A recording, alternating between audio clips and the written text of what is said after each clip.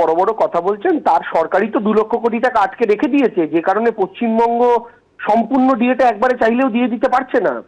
এক নির্লজ্জের মতো সাংবাদিক সম্মেলন করছেন। তুমি একবার বলছেন না যে তিনি বারবার কেন্দ্রীয় সরকারের নেতা মন্ত্রীদের দ্বারস্থ এসেছিলেন যে বাংলার টাকা ছাড়বেন না। ইনি সেই নেতা যিনি চিৎকার করে করে বলেছেন আবাসের টাকা, ঋণের টাকা আটকেছি, এবার জিএসটির টাকা আটকাবো। তারই বক্তব্য, তারই কোটেশন। তো যিনি নিজে কেন্দ্রীয় সরকারের দরবার করে বাংলার টাকা আটকেছেন, আরে আমরা তো দিয়ে একদিনে দিয়ে দিতে পারি, কেন্দ্রীয় সরকার 2 লক্ষ কোটি টাকা ছেড়ে দিক না, পূর্ণ দিয়ে মিটিয়ে দেবে রাজ্য সরকার। কিন্তু দ্বিতীয় বক্তব্য হচ্ছে এখানে জামাত হেরেছে, এখানে জামাত 2 হারবে। ঠিকই বলেছেন, ওখানে সাম্প্রদায়িক শক্তি জামাত হেরেছে, যে জামাত বাংলাদেশের বর্ডার ঘেঁষা এরিয়াগুলোতে জিতেছে।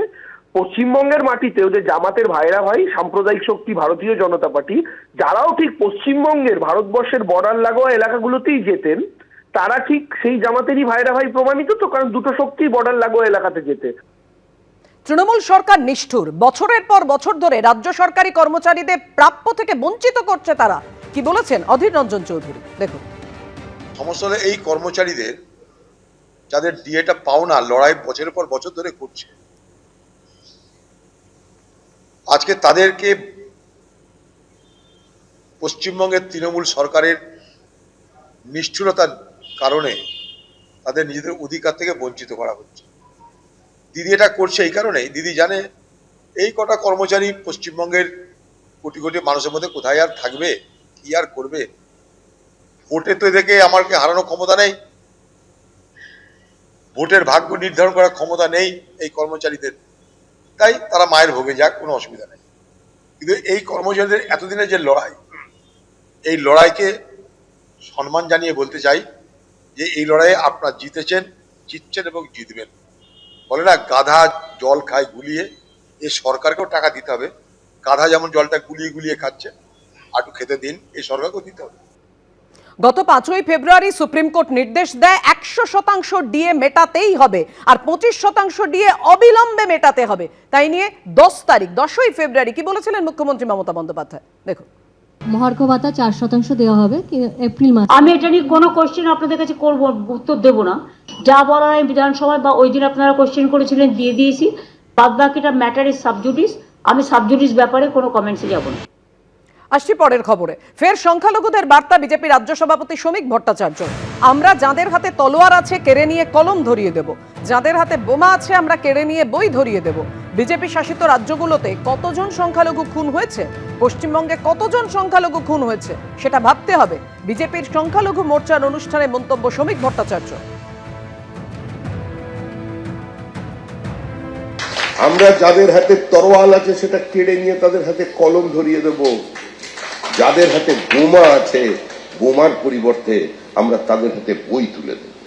যে সংখ্যক মানুষ আজকে পশ্চিমবঙ্গের সংখ্যালঘু মারা যাচ্ছে, এই চিত্র উত্তরপ্রদেশের নয়, এই চিত্র মধ্যপ্রদেশের নয়, এই চিত্র গুজরাটের নয়।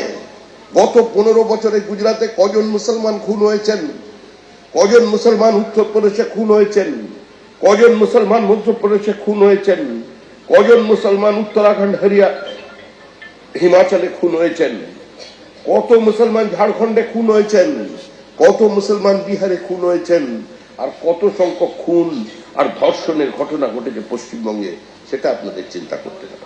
ডিএ কে সাবজুডিস ম্যাটার বলেছেন মুখ্যমন্ত্রী। সুপ্রিম কোর্টে নিষ্পত্তি হয়ে যাওয়া মামলাকে উনি বলেছেন সাবজুডিস। রাজ্যের মুখ্যমন্ত্রী ডিএ দেবেন না, এটা প্রমাণিত। বাংলাদেশে জামাত হেরেছে, এখানে জামাত 2 মানে তৃণমূল হারবে। রাজ্যের তৃণমূল সরকারকে নিশানা শুভেন্দু অধিকারী।